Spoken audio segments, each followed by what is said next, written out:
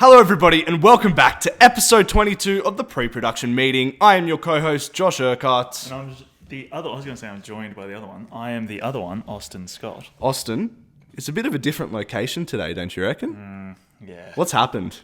We've been fucked around by the venue, so we decided to take it remote. And Yes. that's why we're here today. This is a Special location. yeah, we've been here before. What happened here? You guys are currently on set of Stain. Wow. Oh my god, and we're fast forward into the future a couple of months after the fact that shooting was done. But how do you feel to be back in this nostalgic place? I feel good. I feel Yeah? great, especially the episode we have in store for you all today. I'm very excited. We have a very special guest, and I'm keen to get into it.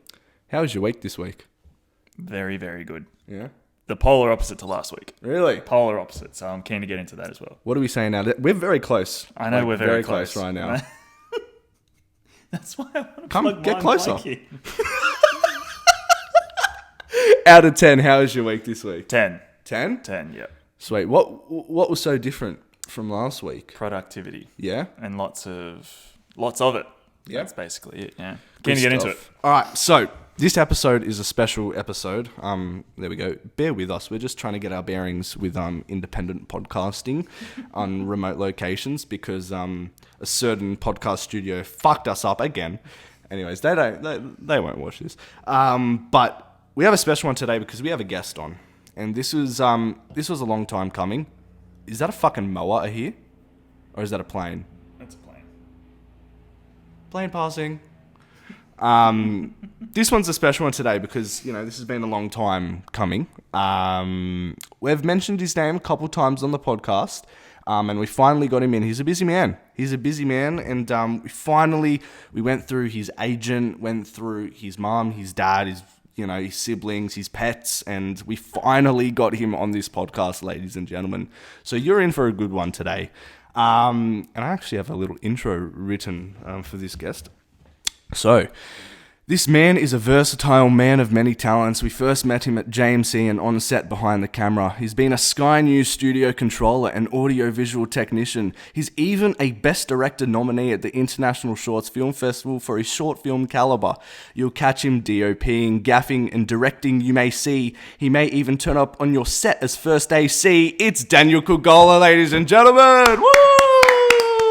Hey boys, it's a pleasure to be here. Dan, how are you, my friend? I'm good. I'm Yes? good.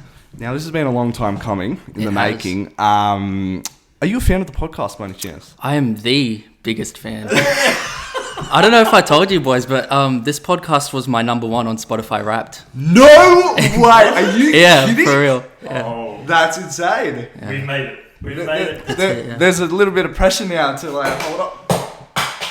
Apologies. Yep, there we go. That's fine. Yeah, bro. Even this wasn't even my podcast on number one. So right. I don't have Spotify, so...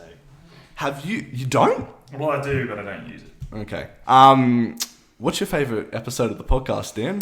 I gotta say, I love the one with Jay and Fetty. That one cracked me up so much. I love those boys. What, the one I wasn't on? Next question. Next question, please. Well, man, it's a pleasure to have you on, and we've been talking during this week and weeks leading up to this recording. We have quite a few things to go through this week, but me and Austin are going to be co-producing your film later on this year, and I'm sure we'll get into that. But how are you feeling at this point in time in terms of where you are on your filmmaking journey? We'll start off with a big one. I know it's a lot to unpack, but we'll start off with that. My whole filmmaking journey as a whole. Yeah. Do you want me to start with my history and everything? Or? You know what? What led you to filmmaking? Start from the very start. Okay, yeah. From conception. Let's go back. Yeah, so I'm one of these people who started when I was a kid. I used to just make, videos with my family camcorder and that sort of stuff. I used to do stop motion animation. That's what really got me into the art of creating. So I don't know if you've seen on YouTube those Lego videos and stuff where it's stop motion, and I would just watch them and I'd be like, how do they do that? How do they make it move? And then I remember I researched it, found it out, and then I tried it for myself, and just the magic of actually because you take all the photos and then put it together and play it back at a fast frame rate, and it creates movement, and just seeing that come to life was just magical, and like Yeah. I just fell in love with it. So used to do stop motion a fair bit, and then throughout high school I had a group of mates that were also really into film, so we would make films together. And In high school? yeah, Yeah, cool. yeah.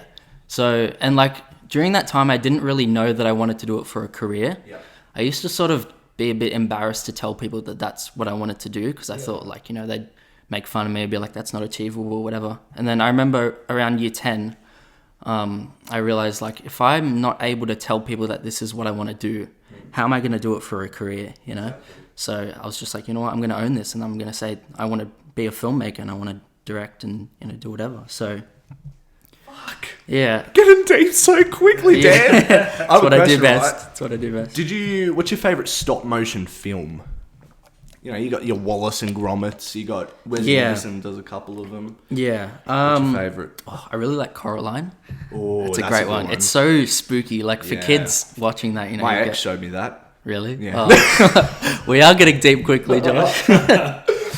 Oh man, Yeah. that's a spooky one. It is. It is. I really like the Lego Movie because they sort of replicated the stop motion look in that movie. Yeah, it's amazing work. It's a long process, stop motion. It is. You need to be um, really patient. It's exactly like animation as well. Have you ever dipped your hands into the animation process at all? Not really. No. Did you used to edit all your own stuff? Yep. Yeah. Yeah.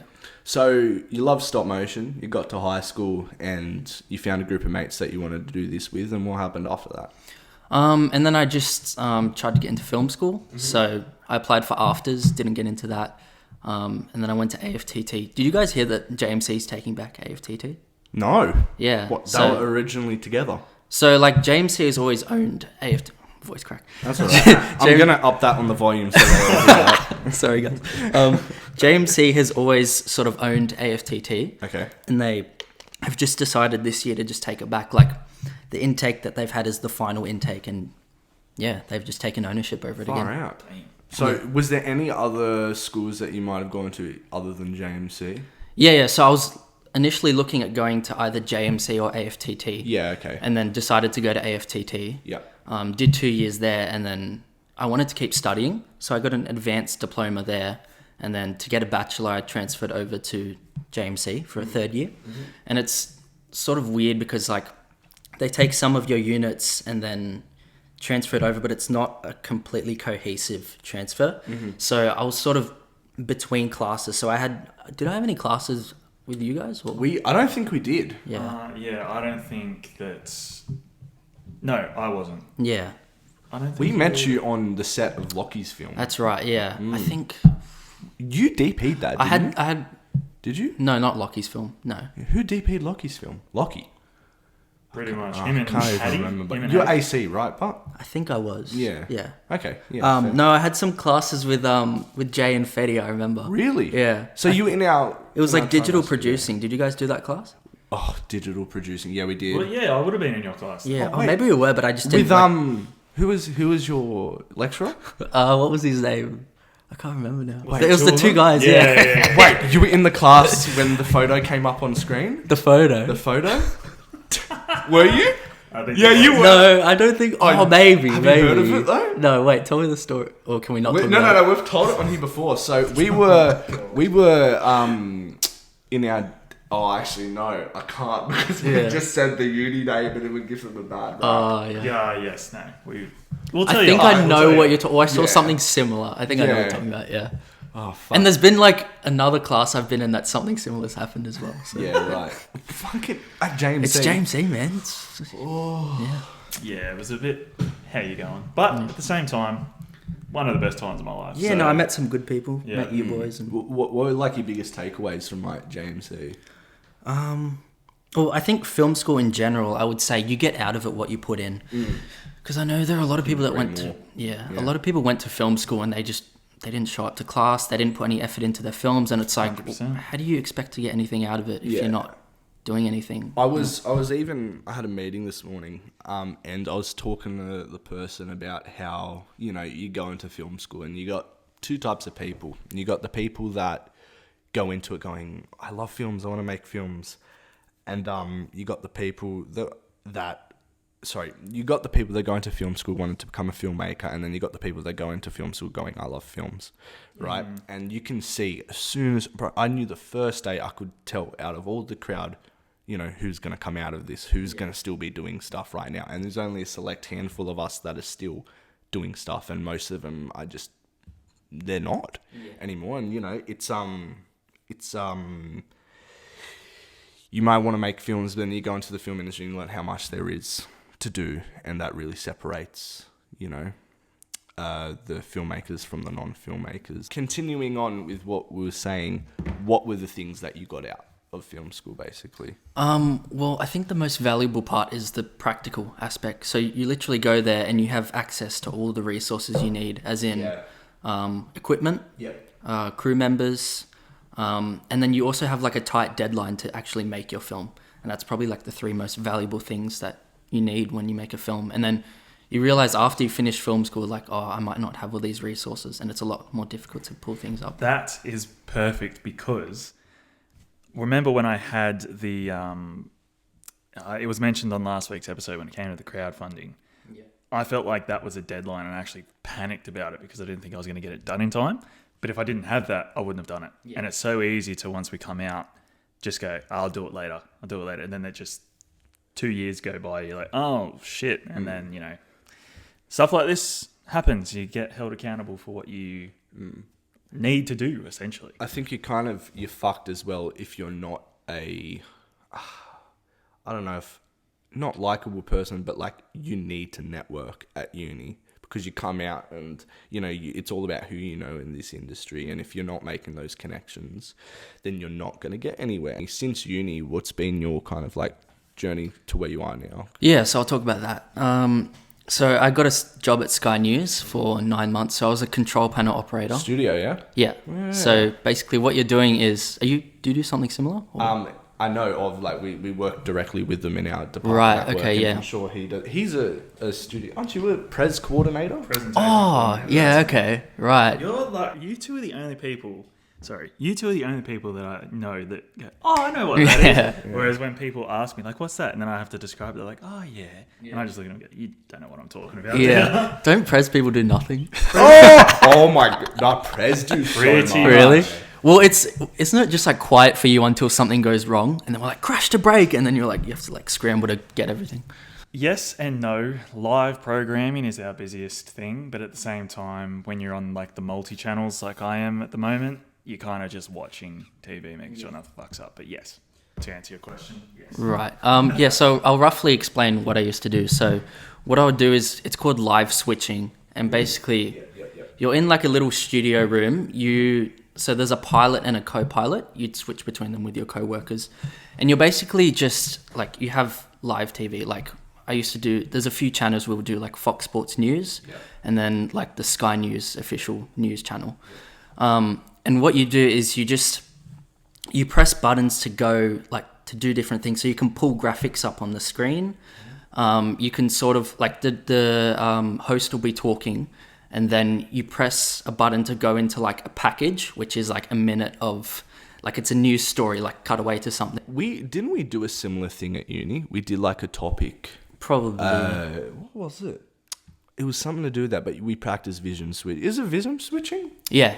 Right, okay. Yeah, and then you'll have to like count the host back into like when they're back on screen again. So it's like, 10 seconds, 5 seconds, and then and then you cue them and then press the button. And sometimes there's like delays because they're in different places and you got to like count. And because it's live television, everything is very instant, right?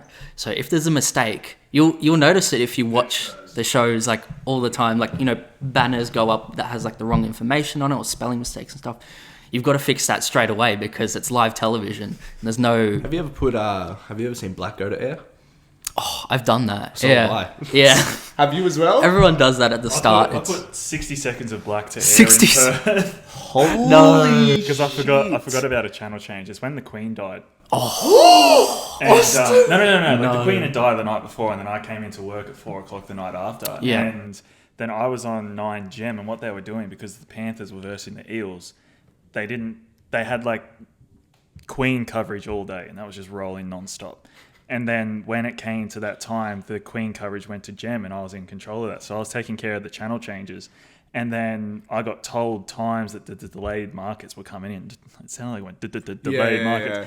That the delayed markets came in, and I just forgot about Perth. And then Perth 9 was sitting in black because like my group was in a break when Perth joined, which means that they couldn't join because there was no feed to join. I was just sitting there just going, yeah, everything's fine. See that Perth's in black. I was like, oh shit. And it was Perth 9 that was in black, but the footy wasn't on yet in Perth. So I was like, I don't think people in Perth were watching. Fingers crossed. Anyway, haven't heard any blowback from it, and it was last year. So I'll tell my little stories. I think I told you. So when Neighbours was airing, I mean, it's coming back now, but when it was airing the finale, so there was a massive lead up to it. Like Neighbours has been on for so many years. And leading up to the finale, we were doing these compilation episodes. And like what I do at work is I watch these episodes and I basically QC them and I put in the segment times, like for each segment. Like when it's going to go into commercial, when it's going to come out of commercials kind of thing. And I was doing heaps of them like on one day, right? Leading up to this Neighbours finale. And I did so much one day that I think so I thought it was all good. And they were combining 2 episodes into one episode, right? And you got to make sure these segments, like you put an in point, you put an out point, right? And so you're not getting any black. So I go away, I go to Singapore. Right, and I come back, and usually everyone in the office is really happy to see me as well. I walk in, I'm like, hey everybody, and they'll just look at me. I'm like, oh, shit, what have I done? Anyways, my boss calls me up, and me and my boss have a really close relationship, right? And he's super serious. I'm like, oh, this is a bit weird. He's like, how was your holiday? I'm like, yeah, it was good. How was yours? And he didn't even answer. He's like, all right, look, I have to talk to you about something, right? And he's like, all right. So on so-and-so night, whatever, Neighbours was airing, and at that point, for some reason, the big Channel 10 execs were watching the Neighbours episodes go to air, right? Because it's leading up to this massive finale and heaps of people are watching these episodes. And he's like, I just want you to have a look at this. And then he showed me one of the episodes that I clipped up, right? And that I segmented. And what I did is between episodes, because I'm usually like, Neighbours episodes, especially those compilations, are like 6 segs. But for some reason, the one that I did had 5 segs. And I looked at it, and I actually combined 2 segs into one, which means in the middle, there was about 30 seconds of black, followed by the clapper and the information of all the next step, all the metadata that pops up on screen, followed by a countdown. And I put that to air with all the execs watching and everything. And yeah, man, it was... I've also accidentally put the wrong news. So we do the news updates as well. And there was a time that I accidentally put the wrong news update to air. Well, because we've got to clip up the news updates. And I accidentally clipped up a dub take so this is what went to air, Sydney, 12 o'clock. So prime time for these news updates. And you've got to get these 12 o'clock ones right because they can't replace it with anything. It's the first one of the day. The newsreader was like, hey, welcome to Channel 10 News First at... literally like that. And then she's like, all right, yep, let's do that again. And I didn't check my ins and outs, which I usually do. Trust me, I've learnt my lesson now. And I clipped that, and that went to air of her going, all right, let's do this again, followed by the countdown and the clapper for the next update. Oh, no. Pretty messed up. How about yours? How was your black to air moment? Oh, it's just like the most common way that it happens is... So we have to do this thing called boxes. So it's like you'll cut from the host talking to like, if they're talking to a guest, so what you have is like a preview screen of what's going to go to air when you press enter. And then you have what's actually live. So, but if you're doing things quick and you're not experienced, sometimes you don't check your preview properly because you're trying to figure out, and then you'll send live. So boxes is like when you think of like 2 boxes on the screen, like 2 people talking side by side, and say on the left you've got the host and on the right you've got the guest. And because you have to sort of plug in on the computer like where the host goes, what box, and where the guest goes. And if you don't plug in the guest properly, it's just a black screen. So I've sent that to air, so it's just the host just talking to like no one. Ooh, no. Yeah. Dan. Yeah. I'm surprised how we all still have our jobs. Yeah, me too. I mean, actually, leading into this segue, Dan, I think it kind of leads into after uni. Yes. You actually quit your job. Yeah. So Tell us about that. Yeah, so I went straight from Sky News to a videography company, and I was working there for a while. Freelance? No, I was there. I was Full-time? full time, like Okay. Monday to Friday. That was in northern beaches. So, and I live in Western Sydney, so it was like 3 hours of driving every day. Whereabouts do you live? You're out. What near area? a little suburb called Oatlands, which is like I know where that is. near That Parramatta. was near my area. Yeah, Constitution Hill. Yeah, That's where I used to live. yeah, nice. This is right around the corner. I know Very exactly what nice. you're talking about. Continue, Dan. Sorry.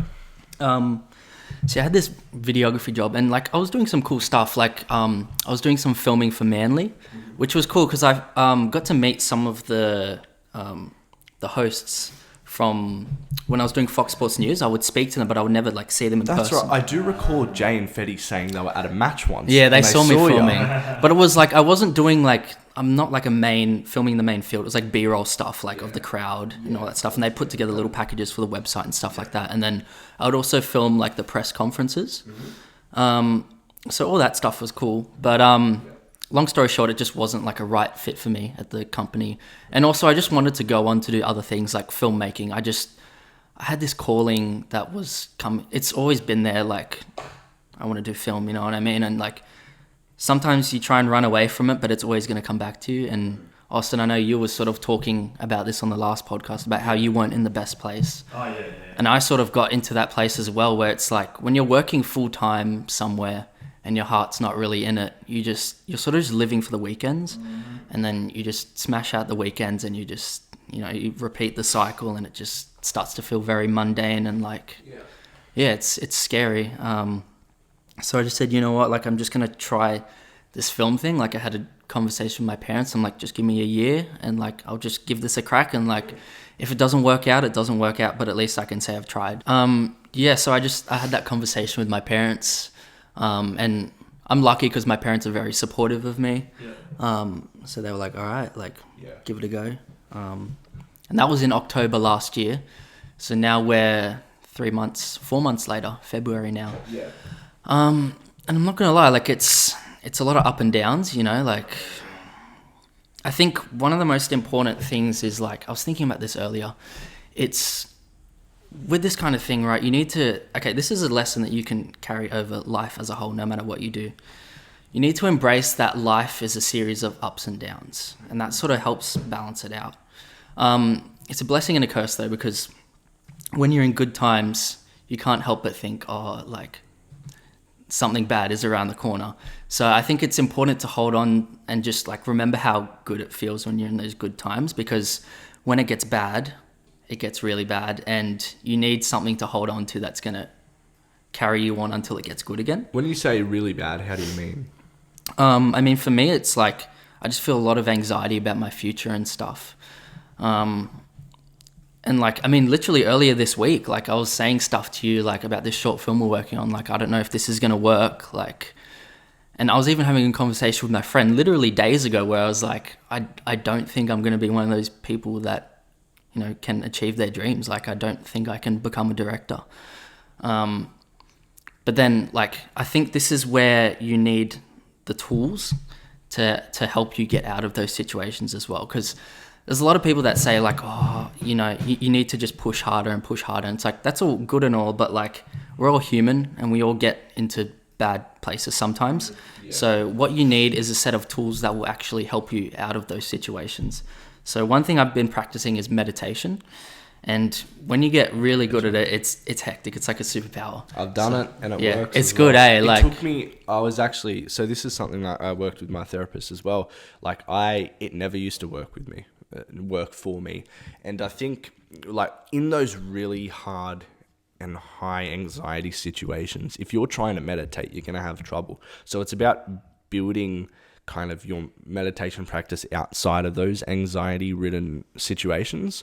So you're practicing when you're non-anxious. So then when you are anxious, you've practiced so much that you can go into it and you know what works and what can calm you down kind of thing. But it works. It does. Yeah, like ideally you get to the point where you can just, you're anxious, you can just take a couple breaths and it takes you back to that training and like you're good, you're sweet. Ideally, in a perfect world. Of course. Another tool I would say is having a good support group. Like that's been you boys for me. Like if I'm feeling stressed, I just reach out to you guys. And, Of course. And I want to thank you guys for being there because like That's all I right. could not have done any of this without you. Bro, Always, man, always. we've been in the exact same position so many times, so What we made- feel it. What's special about it is that I remember, Josh, you were in that spot, and like him and I used to travel home together from JMC because we didn't live too far at the time away from each other, so we'd always travel together. Then you and ditched me and then- moved. Then I got sick of him, so I got out of Tillage. But nah, never, man, never. No, but yeah, Josh was in the same spot. He vent to me, and then we'd like kind of get back on track and everything like that. And then when I was going through it, I reached out to Josh, and then the same's happening with you. You've reached out to us.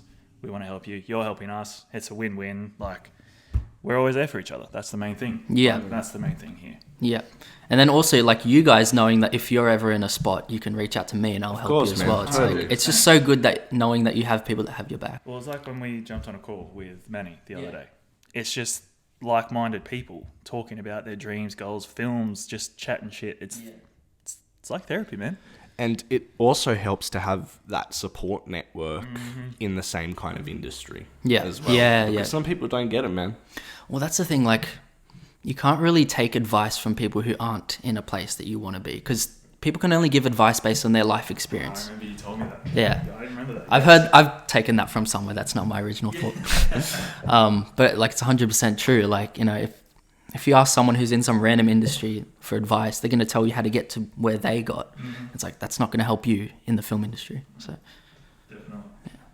100%. And do you want to go more into those kind of doubts that you've been having kind of with this whole situation? Because we've kind of tackled now, from high school to uni to now where you are. I mean, we've skipped over what you've done, but that's my next point to go on to. But before we go on to what you've actually done and what you do in the industry, like those doubts that you've been having recently, like what are the main kind of things that come into your head when you have those kind of things? it's very easy to compare yourself to other people. And I think this is one of the bad things about social media these days. It's just so easy to look at other people and be like, they're doing really well. But you got to remember that people are only showing the best parts of their life. So you just got to spend some time away from social media, try and get out of your head a little bit. I was doing some research recently on just filmmakers, big filmmakers and how they've made it and stuff. And what I realized was that there's a lot of luck involved in them getting to where they are. And then that sort of discouraged me a bit because I was like, maybe I'm not as lucky as them. Because it's not only are these people super talented, I was reading about Darren Aronofsky, and it's he went to Harvard and then he made a $60,000 film and it got into Sundance or something. Have you seen his recent film though? It's not that great. Yeah, but he's made some amazing films. Yeah. The Whale. It wasn't bad. Have you seen it? Yeah. It's all right. Yeah. It's just, it reads We're like a having the play. debate right now, huh? Yeah. But yeah, it's and I've talked to people in the industry now and they're like, yeah, it's super hard to, get a film into Sundance. You're really you're 1 in a million if you're just making a film and just trying to submit it into Sundance with no connections. So that was a bit discouraging, but then you also have to realize that everyone has their own path. I was going to say that, man, everybody's different. Yeah. Well, you don't know. You don't know what's going to happen. That's it. Yeah. So you can't compare yourself to other people. Not at all. Would you say that that's one of your greatest challenges so far? Overcoming that, realizing that, everybody has a different path and you're not, you shouldn't compare, or? Yeah. And then also just feeling like you're not good enough as well. If you have a bad experience on a set or something and you think, and it's a bit scary because it's such a small industry. It's worrying that if you stuff up, word's going to get around but I think all you can do is just try and do your best and be nice to everyone as well. Yeah. Because people will talk and, if you're a good person, people will want to work with you again. I think you actually get further if you're a good person who's less talented than a a talented asshole. Yeah. Exactly right. Exactly. Yeah, you've said it perfectly, man. And tracking back to the comparing thing and the luck thing, like everybody has their own ways to get into this industry and stuff. Have you seen all this stuff about Raka Raka recently? No. Do you know who Raka Raka is? Yeah. Used to love the videos. Yeah, they grow up doing videos and stuff. Their first feature film got into Sundance. Really? A24 bought it. What? And now they're distributing it worldwide. Really? And they've had meetings this week. They got offered Scary Movie 6. I did hear about that. They've had meetings with DC.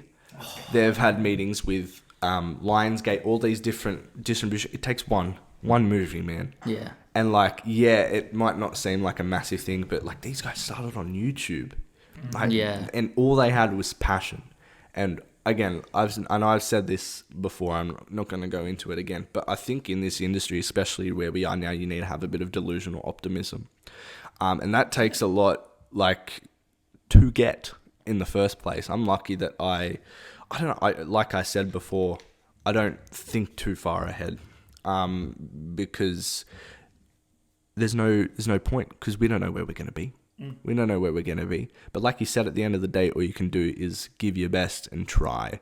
And, you know, if we get there, we get there. And if we don't, we don't. We honestly don't know what the future holds. But I truly, truly believe if you are that passionate about something and you keep making, you will attract, you know, all the successes that you'll get. I'll get into that in the progress, but that's kind of why I want to make what Dan has signed on to, and I'll go into that in the progress. But I was saying, who was I saying it to? I can't remember. It might have been you or Emmanuel or both you together or just Manuel. I'm not sure. But I remember what you said about Ryan Johnson. Just create, and you'll attract. And I've just looked at that and gone, my whole mantra is bet on yourself, and that fits perfectly into that. So why not just give it a crack? Because like we've been saying, if you make it, you make it. If you don't, you don't. But at the same time, it's the people you meet along the way. It's the things you've made that you can all look back on and just go, that was such a good time. Like I've been in this room right now thinking about how we all cheered when we got a one take. That was magical. Like that was awesome. And just seeing everything come to life and the people that were in the room. Like the thing was, the camera was facing this way. Sorry for all the audio listeners, but facing a certain way. And then you can only see stuff on the screen, but then to just the right of it and just above it, there's a light just above it that if the camera tilted up just the slightest bit, you would have seen it. And then to the right, the entire crew was back there. Like, that's the things you don't get, but like people look back on set and be like, oh yeah, we were just there. Like, even on Fetty's film, Broken Record. Do you remember, have you watched Broken Record? Yeah. So, I was at the premiere. Oh, well, I wasn't there, so that's... but there's a shot of Ray sitting behind the counter and there's like a little shelf. Josh and I are right behind that. Do you remember that? Because I was continuity and you and I were sitting right behind the thing. If you went like, because you're on the left, if you just went like that, Josh is in full frame. Like we were literally hidden by the tiniest thing, but because we were out of frame, it doesn't matter. But that's like the things like right now I'm looking back on and going, that was awesome. So it's all about that kind of stuff. People you meet, the stuff you've made, and the memories it creates. That's the most special thing. As well, you know, we're working towards a goal, right? And we all want to reach the top, right? And here's the thing, you can be focused on that as a goal in which you want to get to. But if you're so focused on, I need to get into the industry, I need to do this, right? When you reach that point, you know, like I said last week, that sometimes is what fucks people even more up. They reach the top, they reach their goal, and they're like, oh, fuck, where do we go from here? Mm-hmm. If you're enjoying, you know, the process right now, you know, that's probably the best thing that you can do. You know, enjoy how this is developing you as a character, as a filmmaker. But in terms of saying that, I do understand when it comes to filmmaking, it's not cheap.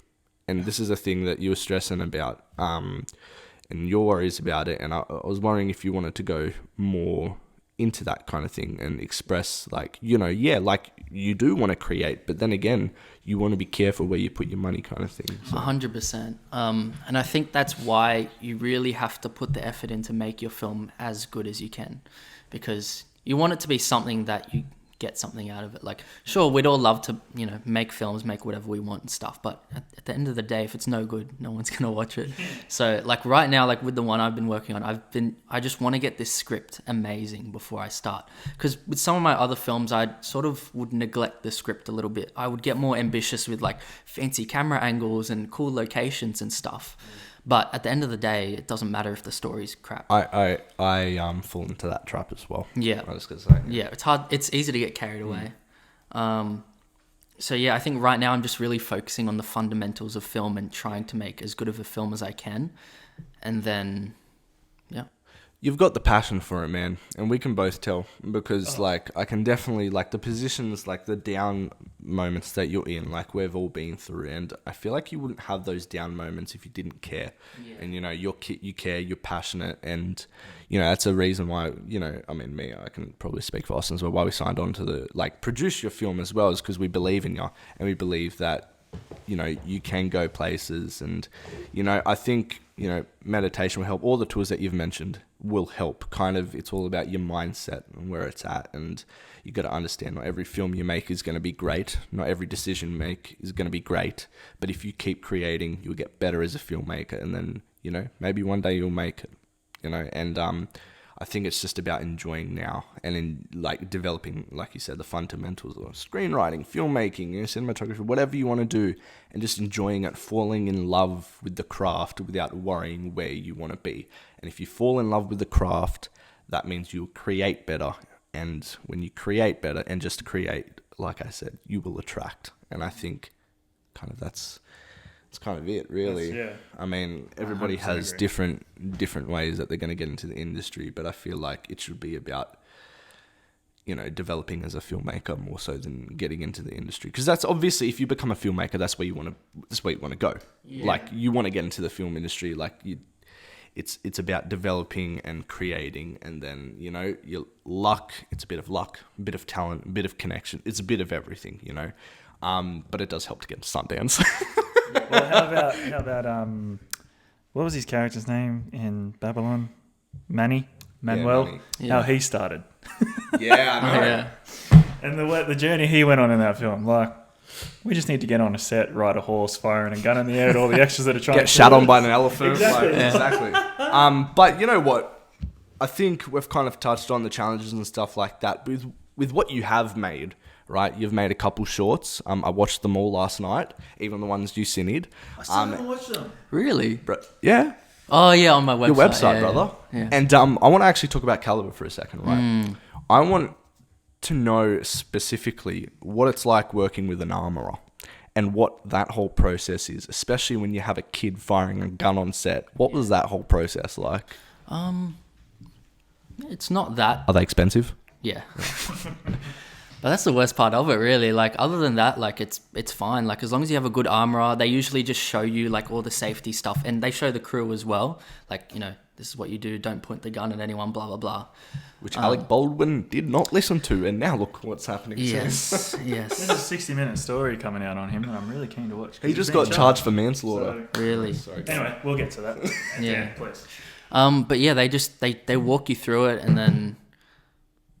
Yeah, there's not really too much else to say. The armorer was good in the sense that he actually helped me with directing a little bit. So there's this one scene where the kid in my film was the main character, was firing a gun, but it was... At the rabbit?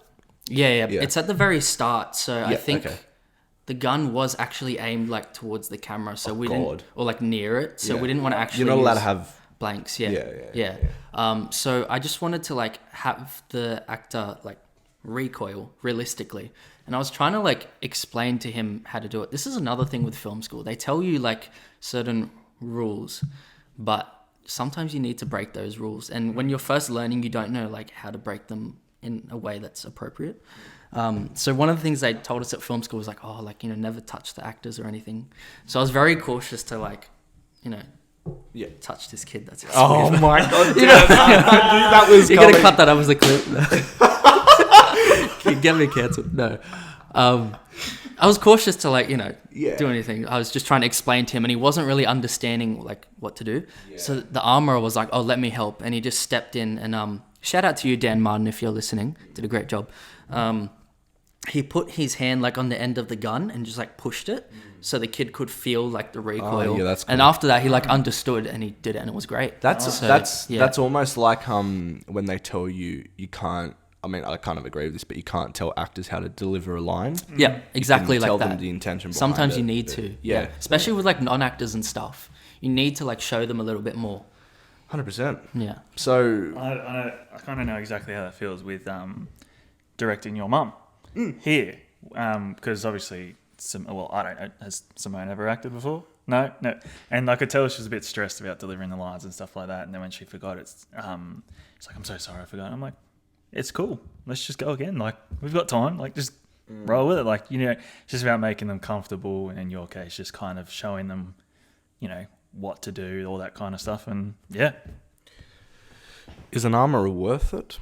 Because what are the rules exactly with guns on screen? Do you know? Because I have an idea, but If you're going to have any weapons on screen, I'd just get an armor. I what wouldn't about risk not having for one. mine? Because Lexi's like, yeah, you need an armourer unless you show that it's like completely fake or something. But how are you going to show that it's fake and have it look realistic on screen? That's what I'm saying. So you need to show the little red plastic thing. I don't know What, and really then, like, the rules CGI about it it. out? But, And then like CGI it out or what? I'm not sure, because if somebody watches the film and it goes big, especially, and they don't see an armor in the film, and they also don't see that it's a fake gun, apparently they can go like charge off. I mean, do you want to risk that though? That's the thing. Armors are fucking expensive. Yeah, but everything in film is, bro. What about the cameras? What about the locations? Like, you know what I mean? Unless you That's got just a little in on camera hire, can give you a discount. Then Yes. That was exactly what I was about to say. When it comes to that, if you know someone who can work around it, you're laughing. That is true. And you're yeah. right. Everything is expensive in this industry. Yeah. So why not? Why not just deal with the prices? You know what I mean? In some cases. there you go. Well, I think we have one more question before we lead into our next topic. Do you know what it is? Well, any on-set crazy experience, any crazy on-set experiences that you can talk about, or one that sticks out to you most? Because for me, just while you think about it, we might have all been in your brother's room when that, this is just kind of a funny memory that I remember, but that light was rolling off the desk, and it was like that far off the ground, but Lockie dove from across the side of the room and just got it. Were you in the room when that happened? Yeah. Oh, and we all lost our shit. Like Yeah. that was like a classic catch. that was awesome. Yeah. But for me, that's like one that sticks out to me. Do you have any from your sets that you've directed, or any sets you've been on? I sort of just have like moments where things got like a bit hectic, and Yeah. then like Tell us. like beef between people On set? I remember Beef? Yeah, all the time there's beef between people. I remember on my first film, this is not beef, but like I was just getting really Is anxious. this Nightlight? Yeah. Did you like it? I did. I can tell, like, it was your first film, and Yeah. bro, the growth between that and Calibre Oh, do you is think insane. so? Oh, thanks, man. Today at work, I'm watching them. I promise you. Appreciate that. Yeah, because it was all our first year of film school, so we're all a little bit inexperienced. And like the first AD, Callan, if you're listening, love you. He wasn't too organized with the shots. We didn't really know like what we were doing too much. And then like I got really stressed out because we were like really behind, and like I was feeling anxious, like couldn't eat and stuff. And then I remember at one point I just like lay down on the floor, and I was like this was like when we're trying to set up for a shot. I was like, I'm done. My DP's like, get up. We gotta shoot this. I'm like, oh, I'm done. But you get through it and you get it all done. And, Oh, yeah. You told me that, or you? What? Actually, I do have a really funny story. Tell us. Also on that film. So we were filming in an Airbnb, and we were moving things around a lot.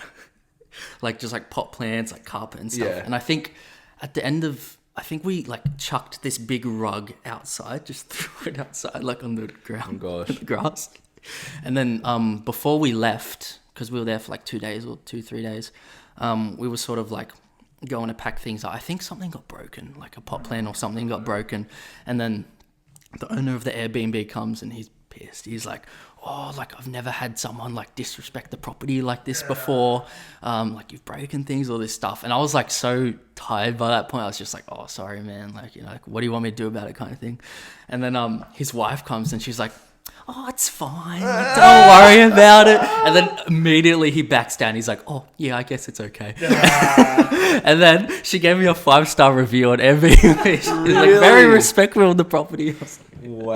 that is so good. Fuck, that's funny, man. That's funny. I got a question though, right? So are you a director or a cinematographer? Right now I want to specialize in directing, but I also like I dabble in cine, so I do both. Yeah. What do you prefer though? What do you find you more gravitate towards? I think because this is something I was tossing up for a long time. Because you were setting up the cameras for us today, and we didn't even ask. That's what I mean. We usually just like, switch them straight on, but you were flicking the shutter speed and shit like that. We're like, all right. I mean, the thing is, like, I love the whole film process. Like, I'll edit, I'll write, I like doing everything. I think that's why I like directing though, because I'm a bit of a jack of all trades kind of person. So I like to look over the whole process and be like, I can look at something and be like, this needs to be like this needs to be like that. That's why I'm sort of called towards directing. But I also love like cinematography. Like it's so satisfying to see a shot that looks crisp and like how you imagined it. Like, just when the stars align, it's amazing. So yeah, I love both. I love everything. All right, Dan, your biggest goal in this industry, what is it, my friend? What are you working towards? Honestly, I think to be able to make a living off filmmaking, that's the goal for me. I think that's when I would be satisfied. How about, is there a particular filmmaker, somebody that inspires you that you look up to? Yeah, I have like heaps of filmmakers. I really like Damien Chazelle. That's why I loved the Babylon premiere. Denis Villeneuve. Talking my language. Yeah. Now you're talking Lockie's language. I think I had a chat to him about that on stage. That's going to fuck the mics up, Austin. Sorry, everyone. Yeah. How about film? Sorry.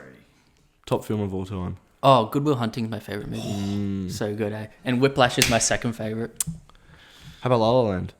I do like La La... Okay, so I was thinking about my favourite order of Damien Chazelle films. Mm-hmm. I reckon they get worse as they get released. Okay. So, like, they're still obviously... So Whiplash, La La Land, Babylon. Yeah, so I would say... How about Guy and Madeline in the Park? Do you know about that one? Okay.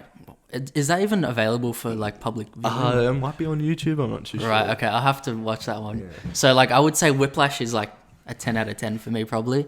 La La Land is a 9. Excuse me. First Man is an 8. And then Babylon is a 7. That's how I'd rank them. 7? Well, that's generous for Babylon. Well, I was saying to you the other day that... Sorry, my headphones just I was saying to Josh the other day, the more I think about Babylon, the better it got. What's changed? I think I just appreciated it more because and you can vouch for this because we're all at the premiere together, like... the longer the night went on, like Josh and I, in our case, we were sitting there going, all right, like we're so far behind schedule. Like, let's put the movie on now because it's 3 hours and 9 minutes. Like, hurry up, let's get this going. And so then by the time the movie came on and I was like enthralled with it, and then it got to a point where I was like, all right, I'm bored. And then I could tell Josh was out of it because he was starting to ask questions about what happened. And then you kind of just like, all right, come on. And then you want the movie to end. You're like, oh, it didn't end there. And then the more it went on, I was like, all right, like I'm kind of exhausted, but now I've had time to think about it, sit with me. I've seen other people's thoughts on it, watched clips on it. I'm like, yeah, you know what? It was actually a really good movie. Yeah, you will get influenced by other people's opinions and not have your own original opinions. Well, I do have my own original opinion about it, but it wasn't that other people's things influenced me. It was, I appreciated more of the craft in the film. Yeah. If that's... I need to watch it again before I make my final things because I don't want to have a seizure for the last hour again. That was fast. Yeah. Can I talk about the premiere for a sec? Let's do it, mate. So I found that so inspiring because, like, so did I. Yeah, it was just so fun to be in an environment with just like, other filmmakers and TikTokers and whatnot. No. Let's not. Inspiring to be in a room with TikTokers. Are you serious? Yeah. No. But like, don't like doing it, guys. I want a snake on your Guys, 100 likes and we'll get a snake charm. Oh my god, what? There's going to be a snake. Oh, the host has to wear it around his neck. No. snake. Oh goodness. Sorry, go on. But yeah, like I was pretty close up to the stage. I was in like maybe like the 4th row from the front or something like that. And just like seeing Margot come on stage and like the other actors and just seeing them talk, you realize like they're just normal people that are in front of you. And it's so inspiring because you're like, if they can do it, why can't I kind of do it? And then I also had this feeling there inside me where I was like, I don't want to let people forget about me. Like I want to make a presence in the film industry. And then that's when I made like my new Instagram account. Follow me guys, Dan the Director _ Well, I thought that was your main one. I was like, am I not following No, I've got Dan? it. Yeah, and I've I got a followed second it, one. but then I think you posted something on your other one. And I was like, well, Dan's bamboozled me here. Yeah. Like, what's going on here? No, I agree with you. You know, and that's what I say. You know, all throughout uni, he used to get pissed at me, but he would come to me with these ideas of his films. I'm like, yeah, but what makes it different? He'd come to me with a boxing film every 2 weeks, right? And I'm like, yeah, cool, but like how many fucking boxing films have been done, bro? Like what makes it different? You want to make it different, right? You want to make something different, whether it's you're an actor, you give a performance that's different, or like a Nolan, for example. You know, you want to have your own unique voice. You want to leave a legacy. You want to, for me, it's creating a film that the discussion doesn't stop after the film finishes and you leave the cinema and you forget about it. For example, we're still talking about to this day, does that spinning top, is that going to fall over? Is that still spinning, man? Like stuff like that. You know, you want to leave a legacy, and I kind of understand. Is that what you're kind of like? 100%. Yeah. I think it's not always about the film idea. It's about the execution of it. Because a lot of great films, like you look up the plot summary and it's like, I don't know, take Prisoners, for example. It's like a little girl goes missing and the dad's trying to find her. Very simple, but the movie is like phenomenal. Just My gosh. Yeah. Is that Fincher? No, that's Villeneuve. Oh, Villeneuve. Yeah. I hope I'm not butchering his name. Sorry, I don't know why I thought it was Fincher. Was there anything else you wanted to add before we move on, Austin? Nah, not really. I think we've gone over. Yeah, no, I think you need to leave your mark. You need to, follow in other footsteps to a degree, but put your own spin on it. Like I look at Glass Onion. You've watched Glass Onion, right? Yeah, we've all watched Glass Onion. Like that movie. You like it? Loved it. Yeah, I think it's better film. than the first one. Yeah. Like that movie is full of cliches, but with Rian Johnson's twist on it, and he's done it his way. And that's like to my point, followed in footsteps, but with your own take on it, and people talk about it, people realize and people notice, and that's kind of the point I'm trying to make: is put your own spin on whatever it is you want to make and what you want to see. Yep. So yeah.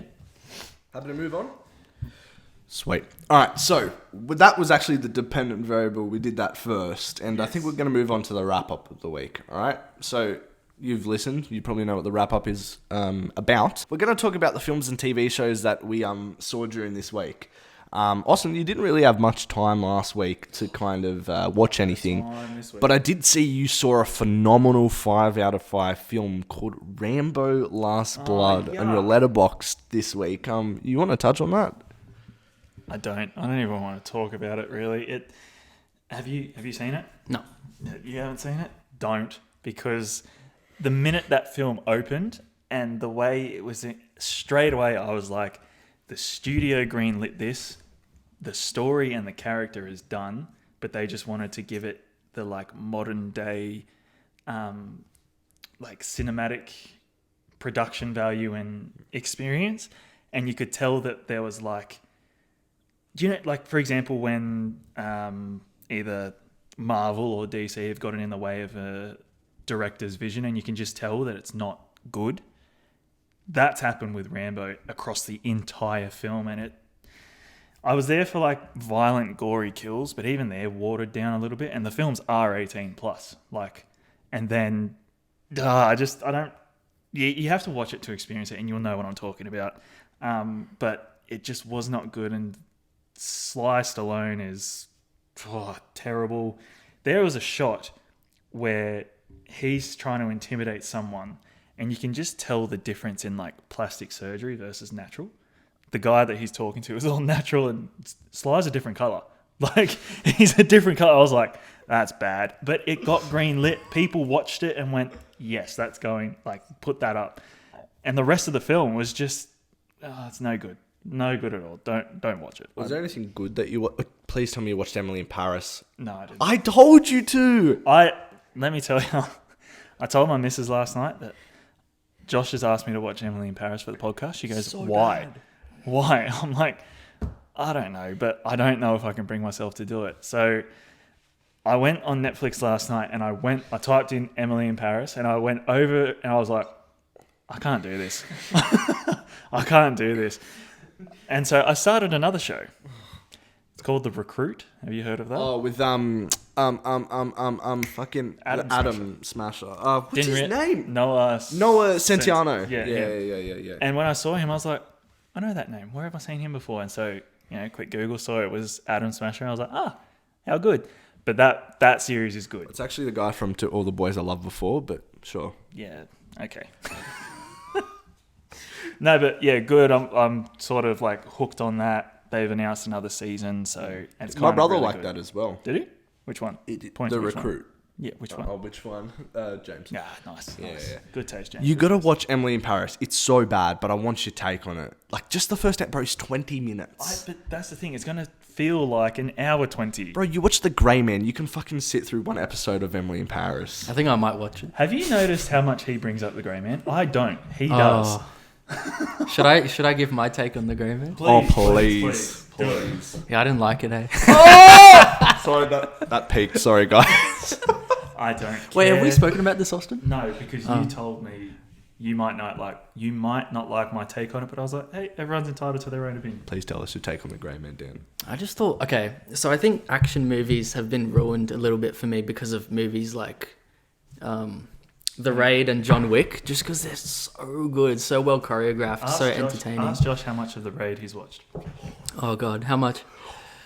I was telling you before this podcast that I have commitment issues when it comes to certain Answer the video question, games. Josh.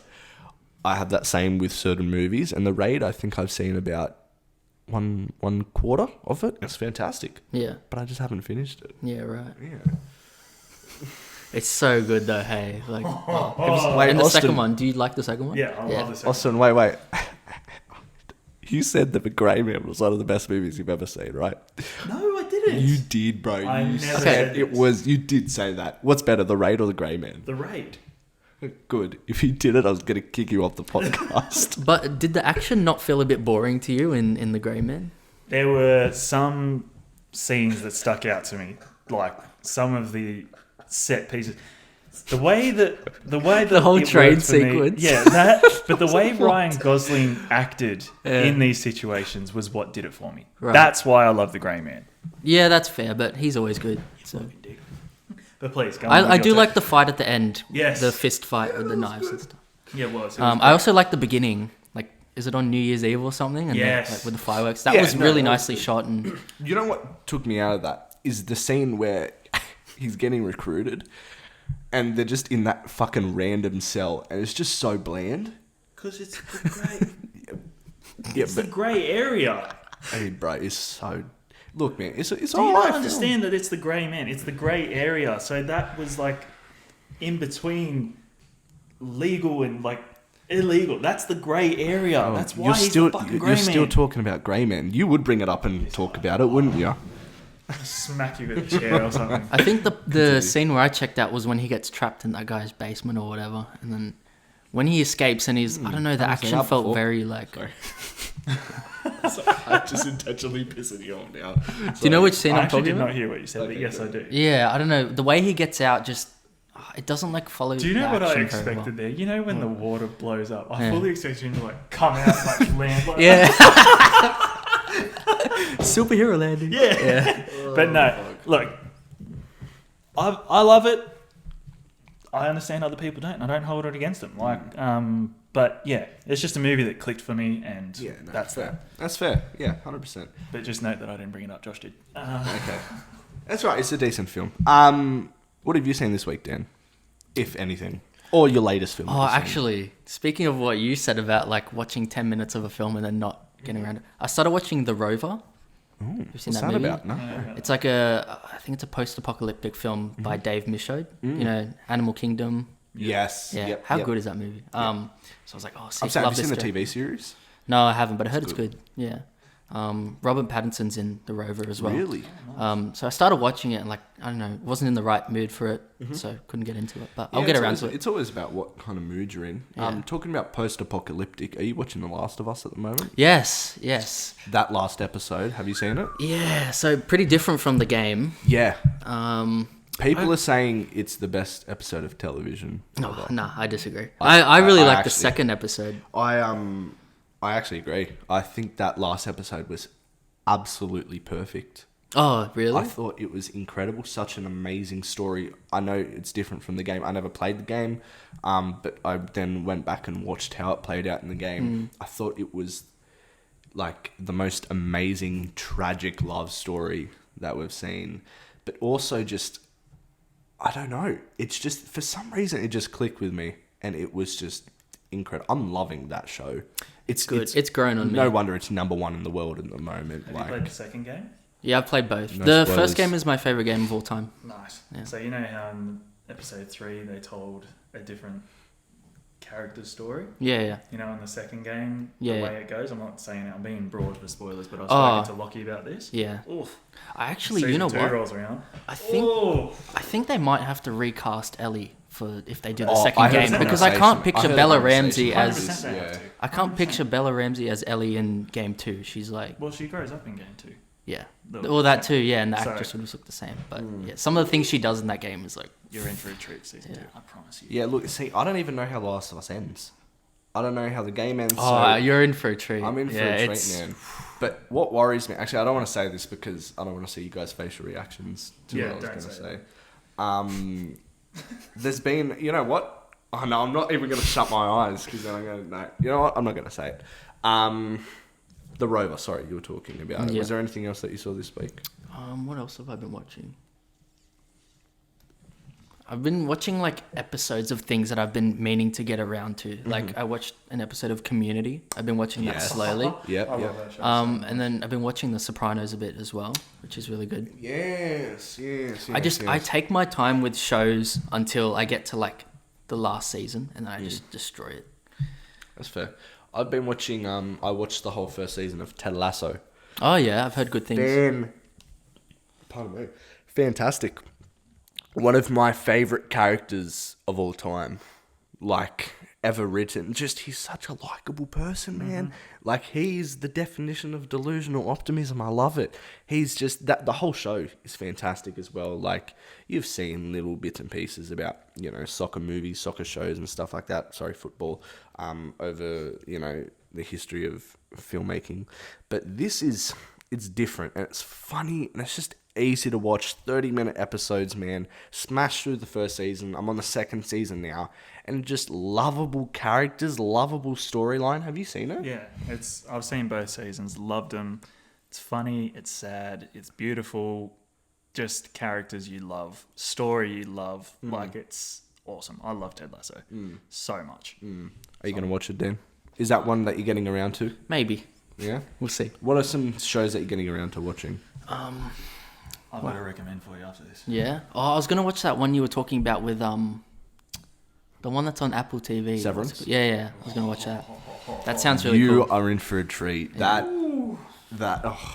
I can't even explain it. You just have to watch. Yeah, it's a bit hard to explain, but it's awesome. Can I recommend a show for you guys? Have you watched BoJack Horseman? Yes, I've had to watch it at work because Have you finished we've it? got in. I've seen, bro. My watching with that. So at work, we get in all these episodes like different times and stuff like that, and we got in all the seasons of BoJack Horseman. And it depends whether I picked it up or somebody else picked it up and watched it because we all preview shows at work. So there was a time where there was just so many BoJack Horsemans that we had to watch. I know, what a tough job, but like. Yeah, I was having to watch all these BoJack. I've seen bits and pieces throughout all of the seasons. So, Aaron Paul. Oh, he's in my two favorite shows of all time. Breaking Bad? Breaking Bad and BoJack. Yeah. I think BoJack is the best thing that Netflix has put out. Really? It's yeah, What like day? because how much have you watched? So have you just seen random episodes?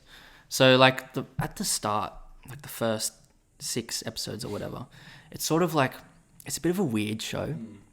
Like the humor's a bit off kilter and it seems to fall a bit flat and you're like, oh, this is a weird show. But then there's a certain episode where something happens and you're like, oh, like I understand like what this show is about. And then just keep watching, and by the end you're like, that was so profound, and like just the themes in it, like, it just, for people in our industry, it's very, I think you'll really connect with it if you watch it. I know I have in the episodes that I have watched. Yeah. Will Arnett's bloody BoJack, eh? Yeah, oh, he's amazing. So good. Have you watched it? I haven't watched it. No, I haven't, but I'll get around to it. What was your recommendation? Alice in Borderland, because I finished it, season 2, because I remember I told you I didn't. There's an overarching mystery the entire time of the show, and the way it ends, I didn't see it coming, and like, it was a great way to wrap up the show, and it suggests cliches, but then granted how the stories go, it was excellent writing. Like, it's I reckon it's one of my favorite shows of all time now, based on how it ended. The way that they executed the mystery, I was so happy with, because I was fearful that they were going to go down a certain path, but they went down it and then went, oh no, we're just lying. And then they did another thing. You're like, fuck off if that's it. Like, they were playing with you. And then when they executed it, you're kind of like, well done. Well fucking done. And it makes sense. So if you guys... Give him a little pitch. I don't know. Have you heard of my little pitch? No, go. So, Shoot me. Alice in Borderland is a Japanese show that consists of 3 mates who, upon like the recap of the ending of season 2, they don't just go into a train station bathroom. They're actually getting chased by the police. They get chased into a bathroom and they hide, and then everything goes quiet. They come back out into Tokyo Square and everyone's gone. And then night time falls and there's certain places that are lit up. So they're obviously attracted to the light because they're like, people are there, obviously. And then a bunch of people are waiting inside a room, and then they register for games. And then when they go in, the game gets explained to them, and then they all realize quickly that these games consist of life and death. And It's a bit like Squid Game vibes. A bit, but they did this before Squid Game. Right. But I'm not saying Squid Game copied them, because they're both totally different in their own rights. Yeah, you are saying that. You told me before that like Squid Game copied them. Shut up. Shut up. But no, Alice in Borderland, one of my favourite shows of all time, but I don't want to hype it up too much, and then you guys have this preconception going in. I want you guys to do it on your own. Yeah, that's the thing. There's mixed things about everything. So, take it how you will, and like, if it's not for you, it's not for you. If it is, it is. But please, let me know what you think, because it's up there as one of my favourite shows of all time. Nah, to be honest, I think I'm just going to watch Emily in Paris. Oh my god. Just for Lily Collins. That's You know what? When we're doing Dan's pre-production stuff after this, I'm putting on the first episode and making it. Let's do it. Right, done. Okay, so now we are at the final segment of the podcast, the progress. Austin, go. Okay, so Dan is actually a part of my progress. I'm here. Good. Dan is actually a part of my progress this week, and I'll tell you why after I touch on Stain. So, Stain, last week I didn't have a lot to report on, because I was just saying that scheduling is a bit of an issue, and like trying to organise calls and stuff. And granted, I just worked 7 overnight shifts. It was a bit hard. But this week I knuckled down, and I actually listened to our most recent episode, and there was that checklist you gave me. And I remember when I was listening to it and you were saying you do this, I was like, done it. So I'm like, awesome. So call with Teague has been had, and he has the storyboards, and he's coming up with a style guide for the animation sequence. And then him and I are meeting up in person to kind of have a day similar to when we storyboarded the live action stuff. And then after that, and the animator's on board, because I've spoken to him, all 3 of us are going to jump on a call together and see what we can actually animate and everything like that. And then from there, we're going to separate and go our different ways to get what we need to begin the animation. So that's in motion now, and I'm so happy with it. So happy with it. I've gone through and outlined the key beats of the animation sequence and things, and I've started to come up with shot ideas for the animation that I'm going to pitch to the animator as well, see if he can achieve them and stuff like that. And I'm enjoying the process again. Like, it's gotten to a point where I am now like, I just want to get back into this. Does Dan know about his mate? Yeah. Jeffrey. I'm the one that suggested Yeah. But yeah, And Jeffrey's been so patient with me because there's been so many times I'm like, sorry, bro, can we jump on a call tomorrow night or a bit later? Like, I'm just doing something. He's like, yeah, bro, no worries. He's I'm the like, best guy. Oh, He's so good. Love you, Jeff. He told us, he's like, yeah, I can animate this whole thing by myself, but it might take a year. He said that if he did it by himself, a year. If he had a team, 6 months. So we want to get him a team. But yeah, and then I'm just trying to source an animation team. I've laid little seeds here and there to kind of get the ball rolling on that. I actually have my first editing session with Lockie tomorrow of the live action stuff. So that's happening. We're kicking off bright and early in the morning and we'll just chip away at it all day. And that's about it with Stain, but I'm falling in love again with the pre-production process of this. Choreography. Work in progress still. Nothing. What's happening with that? Like, what's the hold up? Communication and scheduling is just, he's busy. I'm trying to work around it. Just communication is the thing that's blocking it. But I'm being persistent, and this weekend I'll get a final answer, and if not, I'll have to look somewhere else. Or do it yourself in the backyard. Or do it myself, yeah. That's what heaps of people do. They just do it yourself. You don't really... If you're planning it out in your storyboards beforehand, what's even the point of the choreographer? Yeah, that's the thing. I'm really thinking about it, and then it's like, maybe not, or maybe I don't need him, but we'll see what Jeffrey says, and we'll go from there. You could even get Cooper to come in and do the beats of which you're talking about, which will help the animator even more. 100%. Yeah, there's lots of things. Like when I've been doing this animation process, I've actually been thinking of different ways around stuff, like without the choreography. So yeah, it's just about whatever happens, and I'm going to adapt and overcome and figure it out. That's essentially Nothing it. From Kevin yet? Nothing from Kevin yet. Nothing from Kevin. Nothing from my my guy at Entropico either. How about work? Work, I asked yesterday. He's put out some messages, so really? I'll wait to see if he's got stuff today over the weekend. But if not, then yeah, I'm just trying to find people. That's the thing. I'm just trying to find people. And like I've asked Jeffrey, he says he doesn't know anyone because it's been a while since he's done this kind of stuff. I'm like, fair enough, bro. Like if anything pops up, please. But yeah, it's just trying to find people. So No, fair enough. Well, how's this checklist looking? So at the end of Feb, you need to have a call with Teague, Jeff, and Aaron. So Aaron can start the animatic, right? Is that going to happen soon? Yeah. yeah, Yep. You got to have the film choreography, like done, whether that's you or old mate. You need to have all storyboards complete, like you said with Teague. You need to have. I want the in real life cut with Lockie done by the end of Feb because it should not take so long. And I know it's been scheduling conflicts and stuff, but bro, it's about 5 minutes of footage. Like he's already got an assembly cut. All he needs to do is take your notes, which you're going to give to him, and you guys are going to edit it and get it done by the end of February. And we need the team of animations locked in. see, Yeah. should happen. I'm working on it. All right, cool. Cool. We'll leave you to last because then we'll go into your stuff. I've had a lot of progress this week, actually. So, like I said, I've basically got the cast sorted. I'm waiting till the 10th to let everybody know whether they've got their roles or not. I've done callbacks of get people to send in more self-tapes. Definitely locked in most of the cast except for one or two.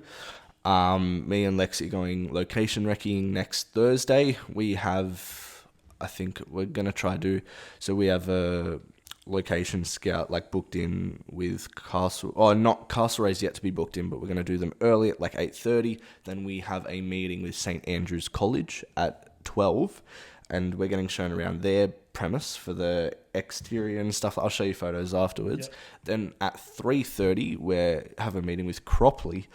And they're showing us around their venue. Cropley's a wedding venue, and fuck me, super expensive. Holy shit. So we're just trying to, because I had a call with James, and we have one more scene to do. Was that No. I'll get to that. So I had a meeting with James.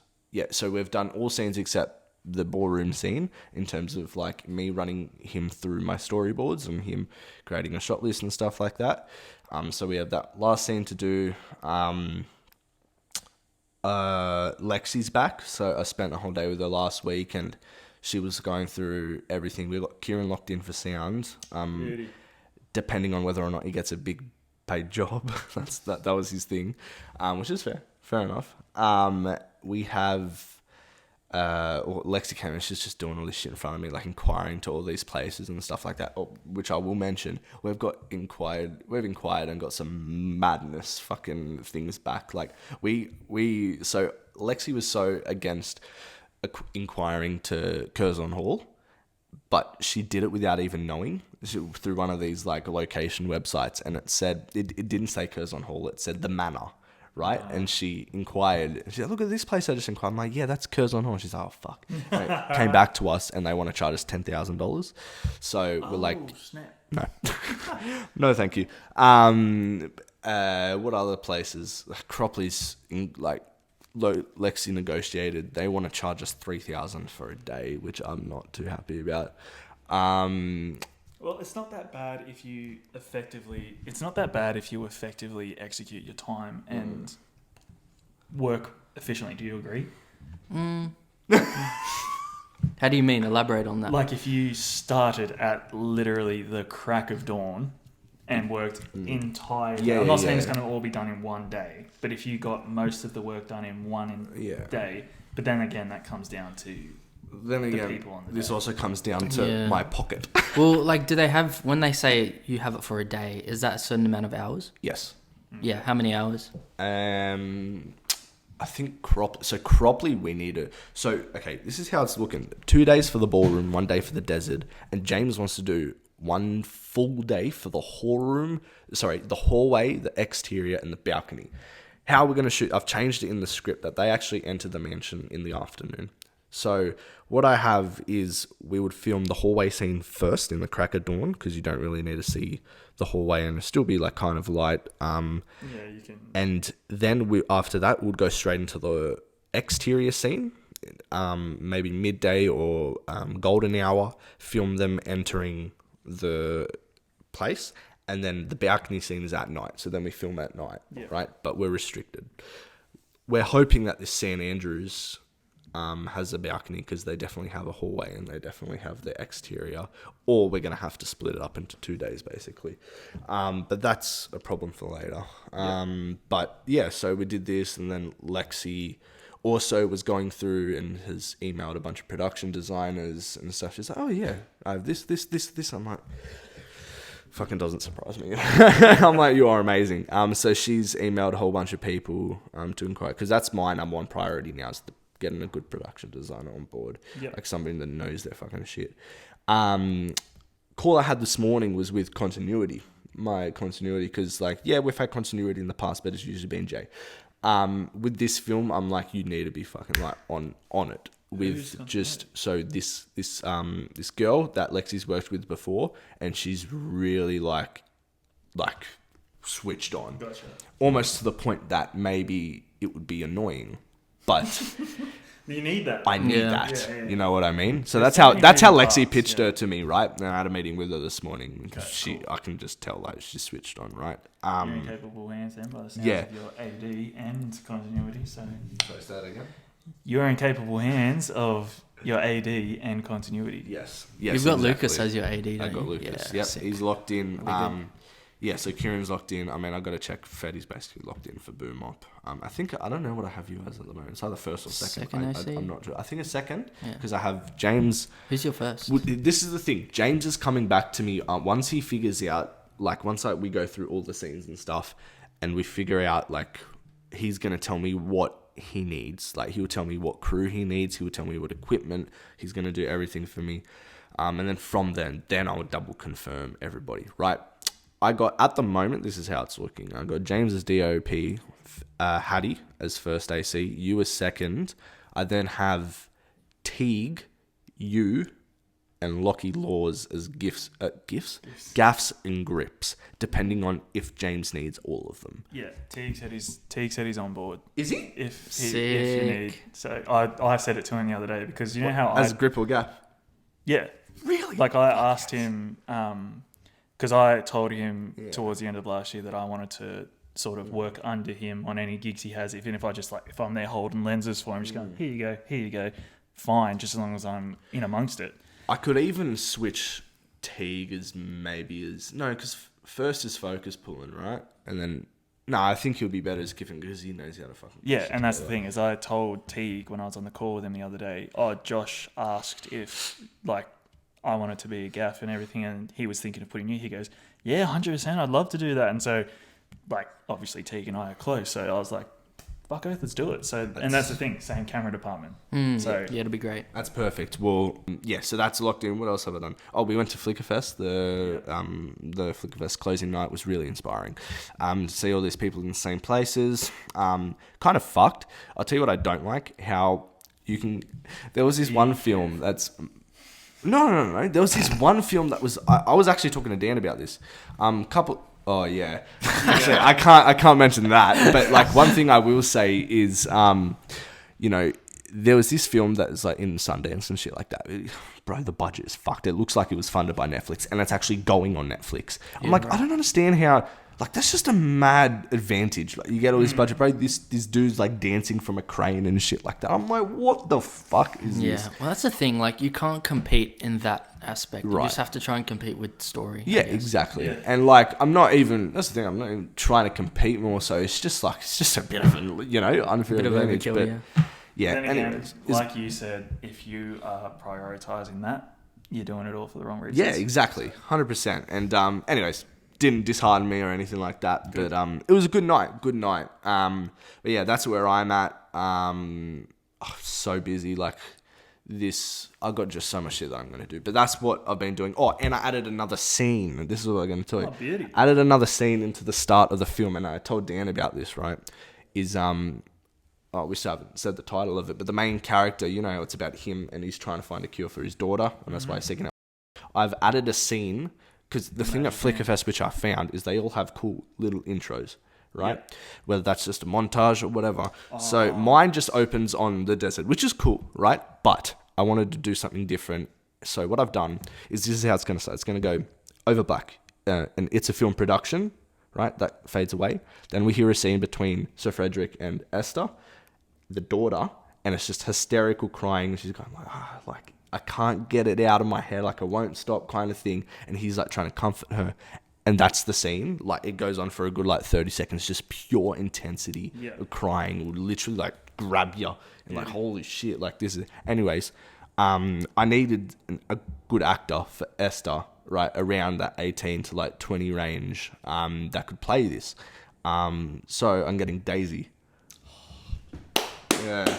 Yes, beauty. So she's keen for it, and she's on. Yeah, she's on. So What I'll do is we'll probably film that on the end of one of the days or something like that, because it's literally, it would take max half an hour. You're not even going to see what's going to happen on screen, basically.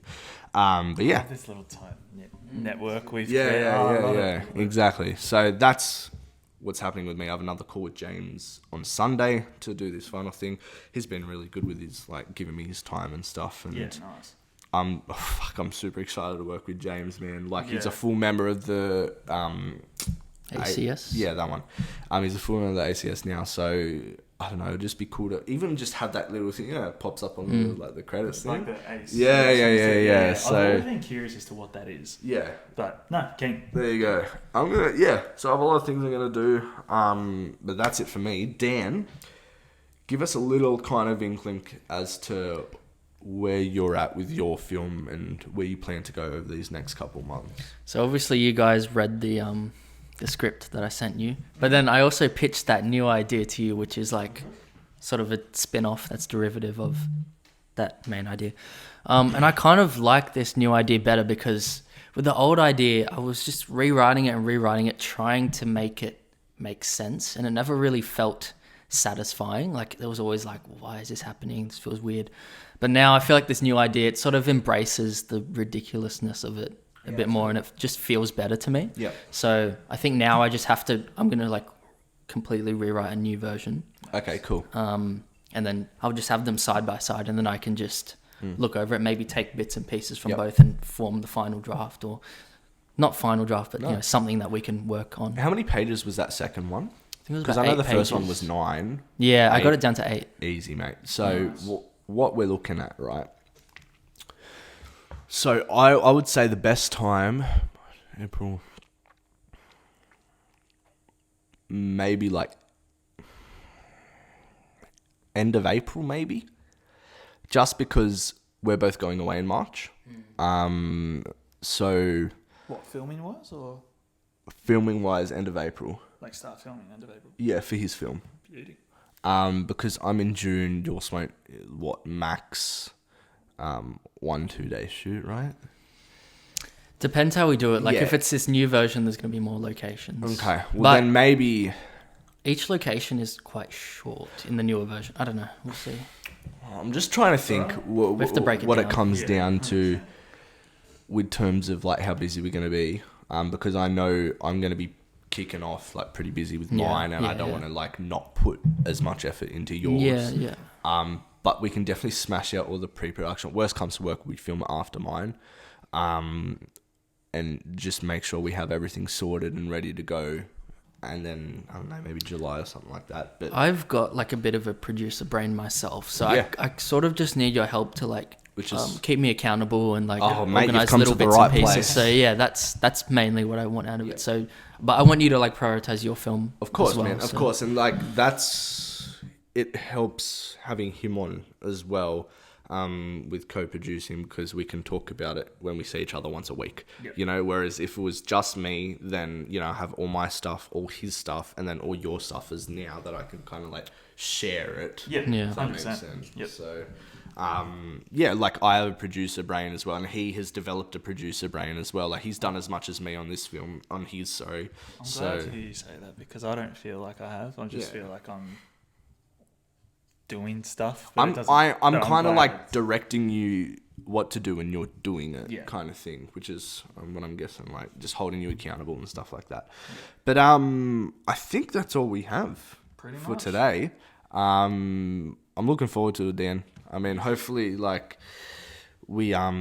hopefully these doubts start to become less and less as we progress into Yeah. this new journey of your film. And I've absolutely no doubts that it's going to be a cracker, my friend. Well, that's the thing. Like the early stages of this podcast, like there were doubts with both of our films, and then like it all pans out in That's it. different ways and stuff, and we get there in the end. Like, Also, Austin, I wanted to say your set was probably the best set I've ever been on. yes. Loved it. I literally have said that exact Yeah, same it was, thing. as you said, so smooth. So like, smooth. Scarily smooth. Everybody like loved each other as well. Like was so close and fun.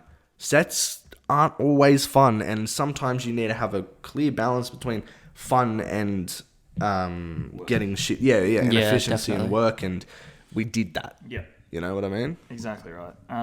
Yeah, that's the thing, is like I love that I'm hearing that now. Like obviously on the day there was really like nothing that I was overly stressing about, but and then like I think to your example, when you were directing Two's a Lesson, you didn't get told about problems, and then I didn't think I was getting told about problems. But There then were no there problems, wasn't any. bro. That's the thing. There were no problems, and I can 100% tell you, brother, it's never going to be like that again. Yeah. So. No, that's. I'm looking forward to that though. I'm Yeah. looking forward to the challenges and the execution of Yeah. whatever comes next. And like even with your film, if you choose to have the same crew, like we're developing a crew, and we'll just get even better and better working together and stuff like that. Like, exactly. yeah, it's just fantastic. Yeah. Anyways, Dan, I think that's all we have for today. Is there any last words that you wanted to say? Follow me on Instagram. There you go. Where can they find you, mate? So I've got my filmmaking account, Dan the Director _ Yeah. Otherwise, if you want to follow my personal for some cheeky life updates, Hey. it's Daniel Cugola, one word. Last name is spelled Cugola. Perfect. Yeah. Good stuff. What do Well, you mean by cheeky? Oh, you'll have to follow the file. I love it. All I'm saying is the stories disappear after 24 hours, Austin. Hello, that's awesome. You're the man. Anyways, Austin, where can they find us? No, that's you, buddy. That's you. Josh, where can these lovely people Okay, find well, us? you can find us the pre-production meeting on YouTube, Spotify, Apple Podcasts, wherever you get your content. You can find us at the Pre-Prod Pod on TikTok, Instagram. We aren't TikTokers, No. but we will post some content on there for those that like the TikTokers. And you might catch an upcoming post of Austin doing a TikTok dance Fuck no. to the intro of Emily in Paris. Fuck no. No way. Anyways, Austin, what are we doing? We're tying a little bow on this episode, baby. And we'll see you guys next week. Thanks, Dan, for coming on. Appreciate it, brother. Thanks, boys. Awesome. And peace. Peace out.